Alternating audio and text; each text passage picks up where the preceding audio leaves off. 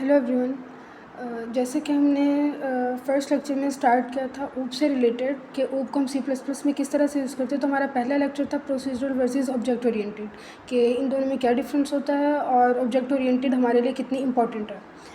तो जो हमारा अब नेक्स्ट लेक्चर होगा वो होगा द 4 पिलर्स ऑफ ऊप के कौन से 4 कॉन्सेप्ट्स हैं जिन्हें हम आगे लेकर चलेंगे और उन्हें समझकर हम ऊप को सी प्लस प्लस में यूज़ करना सीखेंगे।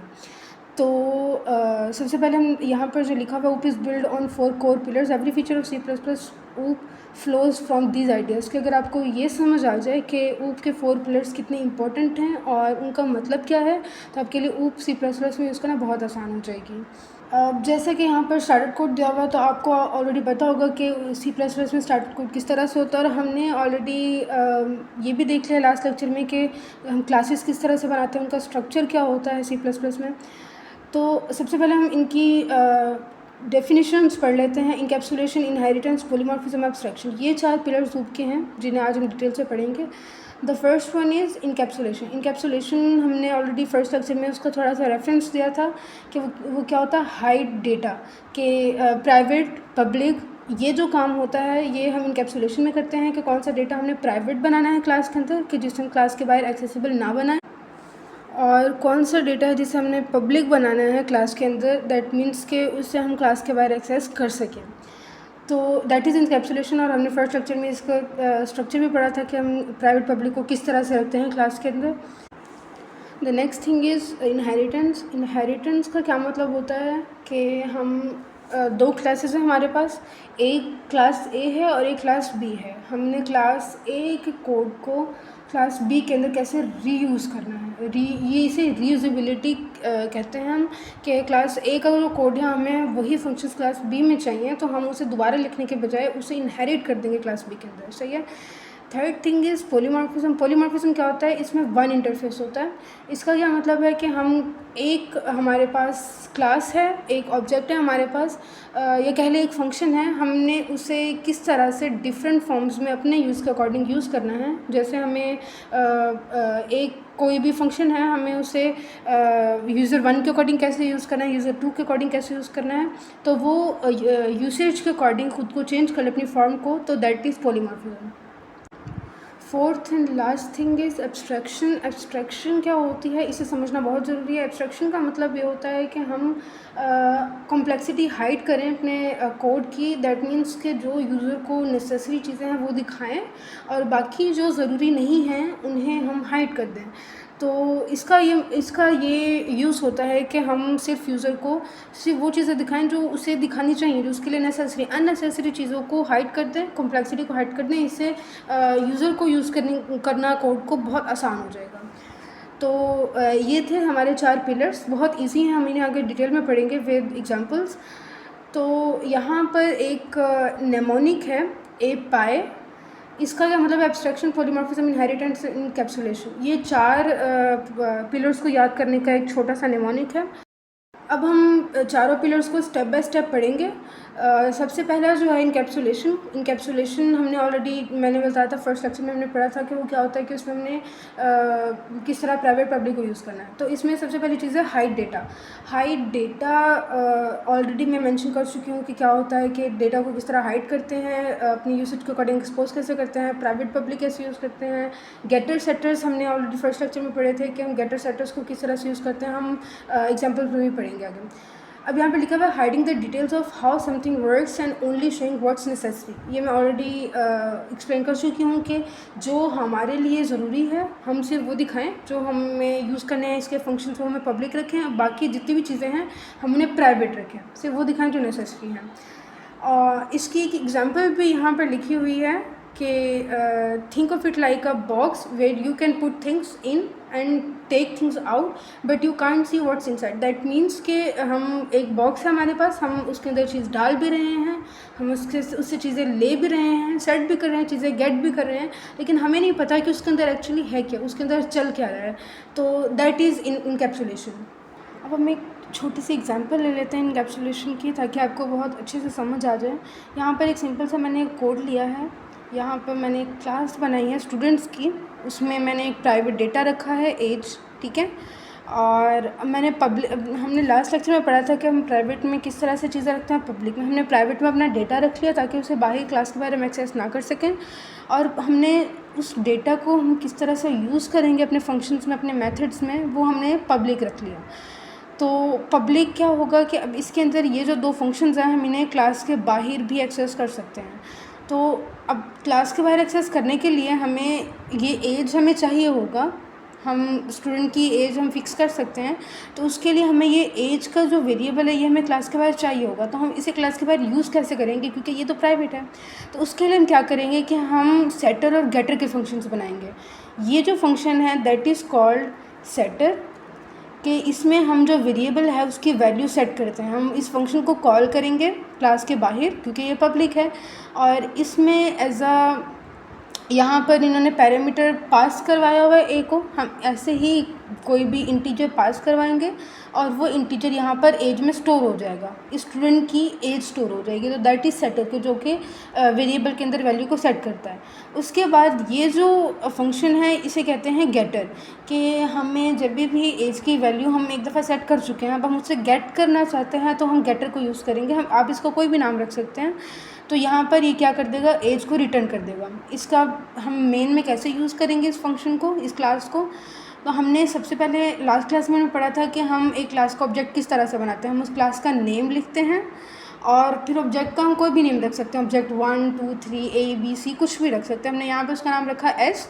हम क्या करेंगे, एस डॉट सेट एज। मैंने लास्ट क्लास में आपको बताया था कि हम जो क्लास है उसके डेटा और उसके फंक्शंस को किस तरह से एक्सेस करते हैं। ऑब्जेक्ट का नेम लिखा, उसके बाद डॉट और उसका जो फंक्शंस हैं उसे हम उसका नाम लिख देंगे।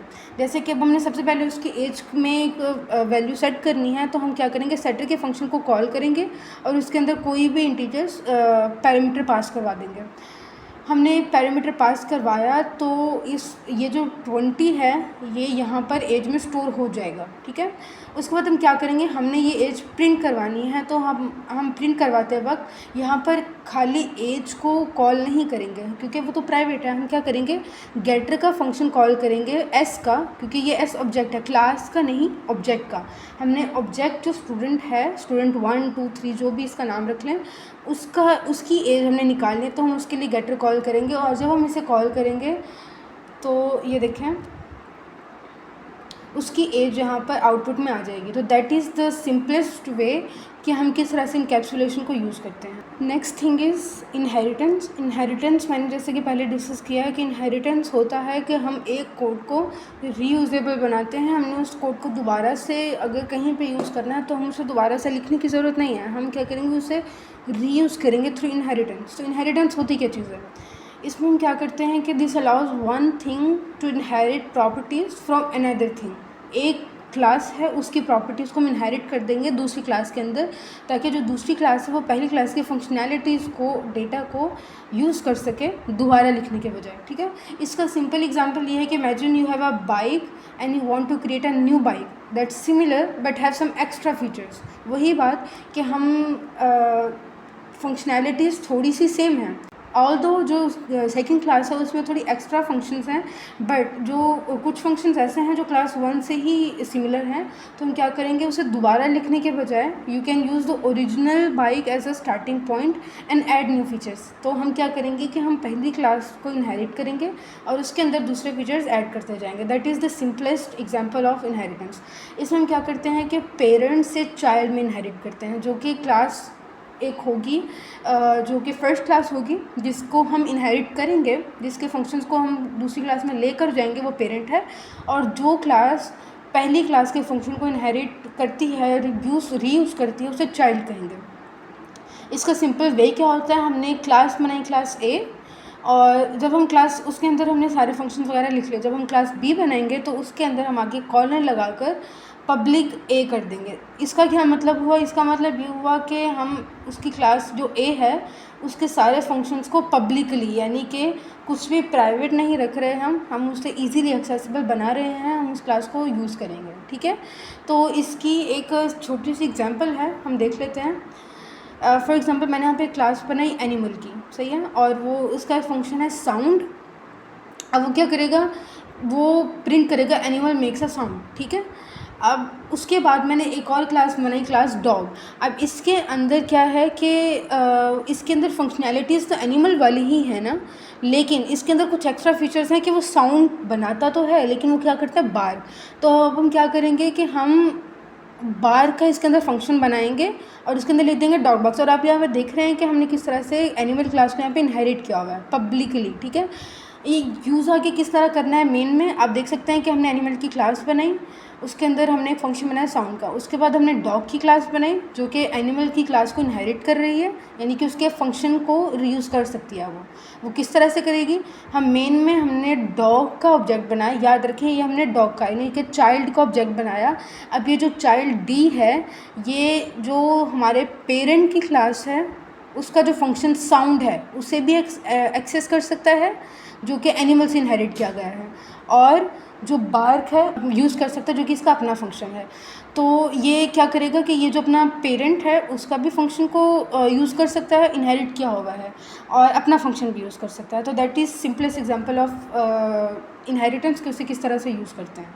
नेक्स्ट जो हमारी जो थर्ड पिलर है हमारा वो है पॉलीमॉर्फिज्म। पॉलीमॉर्फिज्म का जैसे पहले मैंने डिस्कस किया था वो ये होता है कि हम एक फॉर्म को, एक इंटरफेस को डिफरेंट यूसेजेस में कैसे ला सकते हैं। तो पॉलीमॉर्फिज्म एक्चुअली होती क्या, this means that something can take on many forms.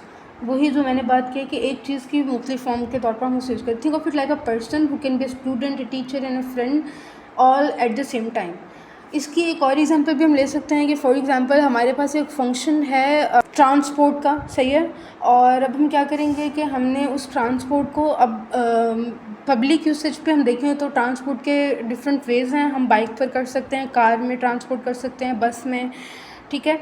तो अब क्या होगा कि उस ट्रांसपोर्ट का अगर हम एक ऑब्जेक्ट बना लें, अगर हम मूव की लैंग्वेज में बात करें, ट्रांसपोर्ट का एक ऑब्जेक्ट बनाकर हम क्या करें कि जो भी हमारा यूज़र होगा उसके अकॉर्डिंग, ऑब्जेक्ट के अकॉर्डिंग ट्रांसपोर्ट के फंक्शन को यूज़ किया जाए। अगर ऑब्जेक्ट कार में ट्रैवल करना चाहता है तो वो कार के फंक्शंस को यूज़ करेगा, कार की क्लास के।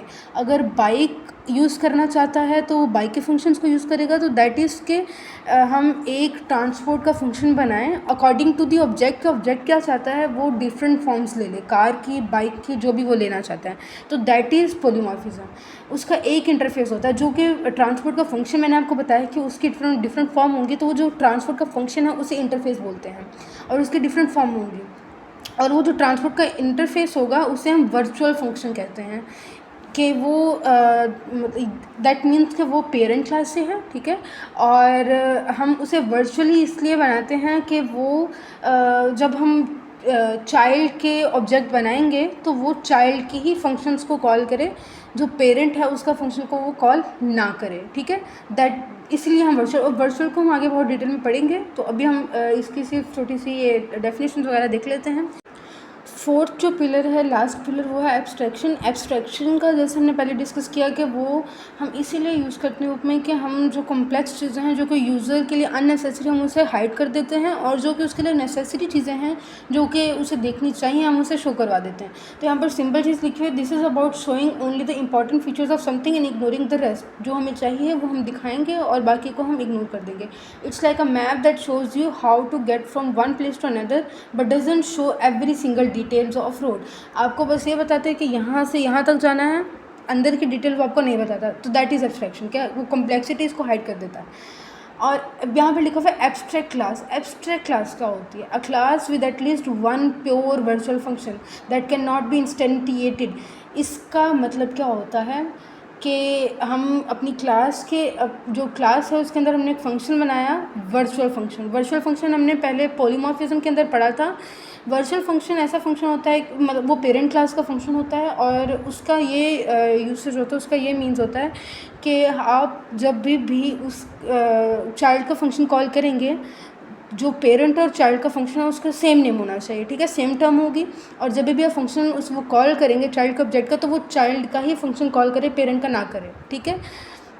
ये वर्चुअलिटी होती है। यहाँ पर प्योर वर्चुअल फंक्शन का क्या मतलब है कि वो फंक्शन जो है ना वो हम उसे लिखेंगे वर्चुअल फंक्शन का नेम और आगे इज इक्वल्स टू ज़ीरो, कि उसके कोई सिर्फ हम उसका एक नाम रख रहे हैं कि वो पेरेंट क्लास के अंदर एक फ़ंक्शन है जो कि इस नाम से है लेकिन उसका कोई यूसेज नहीं है। उसका यूसेज एक्चुअली उसका ऑब्जेक्ट से होगा, जो उसका ऑब्जेक्ट बनेगा उसे पता होगा कि उसका क्या यूसेज है। पेरेंट में उसका कोई यूसेज नहीं है, तो that is pure virtual function.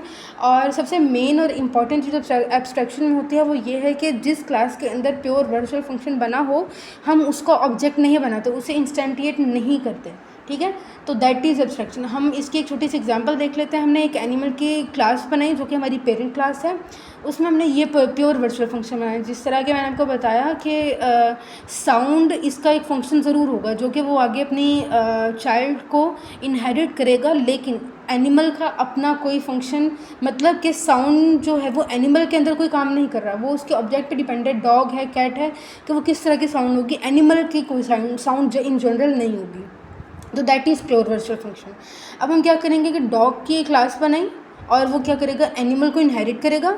और देखें इसका और इसका फंक्शन का नेम सेम है। पेरेंट और चाइल्ड क्लास के फंक्शन का नेम सेम होना चाहिए, तभी जो वर्चुअलिटी है ये काम करेगी। और इसमें क्या होगा कि इसमें अब उन्होंने लिखा हुआ कि डॉग बार्क्स, उन्होंने इस फंक्शन को यूज़ किया है और वो आगे ऑब्जेक्ट में फिर वो बताएंगे कि अगर डॉग है तो वो ये स्टेटमेंट प्रिंट होनी चाहिए, कैट है तो यहाँ पर कैट म्याऊस इस तरह से होना चाहिए। तो ये चीज़ें ऑब्जेक्ट पे डिपेंड करेंगे।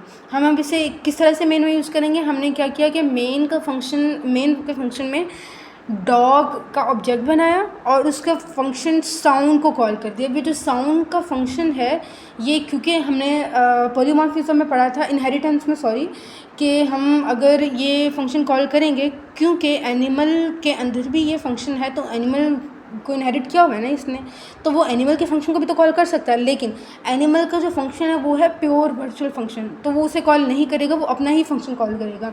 और इसी तरह अगर मैं यहाँ पे क्लास बना दूँ कैट की और यहाँ पर मैं लिख दूँ कैट म्याऊस, मैं सिंपल यहाँ पर लिख दूँ कैट म्याऊस, और मैं यहाँ पर डॉग की जगह कैट की ऑब्जेक्ट बनाऊँ, तो फिर वो कैट को जो है वो साउंड को फंक्शन कॉल करेगा।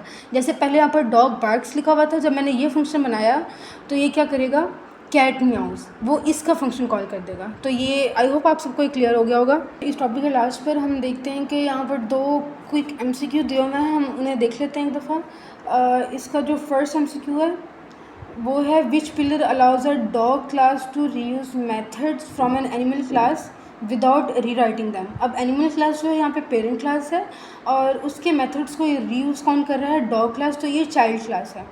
तो हम कौन सा ऐसा पिलर है ऊप का जो कि ये अलाउ करता है कि डॉग की जो क्लास है वो एनिमल की क्लास के मेथड्स को रीयूज़ करे। तो हमने ऑलरेडी पहले पढ़ा है कि दैट इज़ इनहेरिटेंस। इनहेरिटेंस क्या करता है कि वो डॉग की क्लास एनिमल की क्लास को इनहेरिट करेगी और उसके मेथड्स को रीयूजेबल बनाएगी, ठीक है।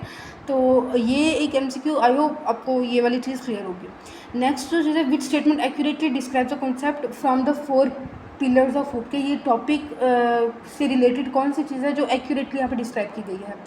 तो this topic is unrelated to what is, नहीं ऐसा नहीं है, ये अनरिलेटेड नहीं है। Produces no output and generate no program state, नहीं, ये कोर जो कॉन्सेप्ट है उसका वो ये 4 पिलर्स हैं। तो ये हम इसे ये नहीं कह सकते कि produces no output, only works on the first line of the source file, नहीं, ये हमें थ्रू आउट दी कोर्स हमें इस चीज़ को लेकर चलना होगा। Every feature of C++ you flows from this ideas, yes, हम इसके बगैर काम कर ही नहीं सकते, उसमें बहुत मुश्किल हो जाता है काम, तो ये दैट इज़ करेक्ट। उसके बाद हम चैलेंज पर चलेंगे। अब चैलेंज हम देखते हैं। चैलेंज उन्होंने कहा हुआ है कि क्रिएट अ क्लास शेप, हमने शेप के नेम की क्लास बनानी है with a private member colour. हम एक उसके अंदर डेटा रखेंगे प्राइवेट स्ट्रिंग कलर, एंड अब पब्लिक में हम क्या करेंगे, गेटर फंक्शन रखेंगे गेट कलर, और ये इंकैप्सुलेशन है, ठीक है। उसके बाद मेन में हम क्या करेंगे, create a shape, that means कि हमने शेप का एक ऑब्जेक्ट बनाना है, उसका कलर को सेट करना है सेटर के थ्रू। सेट कलर का हम फंक्शन बनाएंगे जो कि पैरामीटर्स पास करवाएंगे उसके अंदर, और फिर उसी कलर को, उस शेप के कलर को हम प्रिंट करेंगे। तो इसके लिए हमने एक बहुत सिंपल सा एक फंक्शन बनाया है। तो यहाँ पर देखें, हमने सबसे पहले शेप की क्लास बनाई और उसके अंदर प्राइवेट मेंबर रखा कलर, ठीक है। जैसे कि उन्होंने हमें कहा हुआ था। उसके बाद पब्लिकली हमने सेटर और गेटर्स बनाए। सेटर में क्या होगा कि हम जो कलर है स्ट्रिंग, उसको हम पैरामीटर के तौर पर पास करवाएंगे, उसे इस वेरिएबल के अंदर जो हमारे क्लास का वेरिएबल है उसमें सेट कर देंगे, ठीक है। उसके बाद गेटर में क्या होगा कि वो कलर रिटर्न हो रहा होगा। और फिर उन्होंने कहा था कि इस कलर को प्रिंट करवाएं। हमने शेप का एक ऑब्जेक्ट बनाया एस, और हम क्या करेंगे कि सेट करेंगे। हमने ऑलरेडी पढ़ा हुआ है कि हम किस तरह से फंक्शन को कॉल करेंगे। एस ऑब्जेक्ट का नेम डॉट फंक्शन को कॉल करेंगे सेट कलर, और उसके अंदर पैरामीटर पास करवा देंगे कुछ भी, और फिर हम उसे सी आउट करवा देंगे गेटर के थ्रू। तो हम इसे रन करके देखते हैं। तो देखिए यहाँ पे कलर जो है प्रिंट हो रहा है, तो दैट मीन्स कि हमारा जो फंक्शन है वो बिल्कुल ठीक है। तो ये थी आज का सारा टॉपिक है 4 पिलर्स ऑफ हुक को हम किस तरह से यूज़ करते हैं। अभी इस चैलेंज के अंदर इनकैप्सुलेशन को मेनली यूज़ किया गया। बाकी जो 4 चीज़ें हैं जो कि हमने डिटेल में पढ़ी हैं कि ऊप के 4 पिलर्स क्यों हम यूज़ करते हैं, उनका यूसेज क्या है, वो इतने इंपॉर्टेंट क्यों हैं, और उनका मतलब क्या, हम और उसे आगे हम फ्लो में किस तरह से अपने लॉजिक बिल्डिंग में हम यूज़ करेंगे, तो वो हम आगे डिटेल में आगे के चैप्टर्स में पढ़ेंगे। तो थैंक यू सो मच।